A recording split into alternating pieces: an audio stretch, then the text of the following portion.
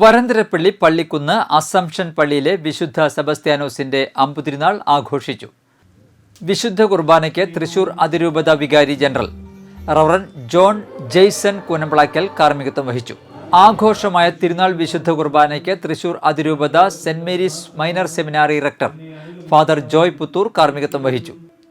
KCBC youth commission secretary father Ditto Koola സന്ദേശം നൽകി. വൈകിട്ട് നടന്ന വിശുദ്ധ കുർബാനയ്ക്കും ആഘോഷമായ തിരുനാൾ പ്രദക്ഷിണത്തിനും ഫാദർ ജോമോൻ പൊന്തോക്കൻ കാർമ്മികനായി. തിരുനാൾ പ്രദക്ഷിണവും ഉണ്ടായിരുന്നു.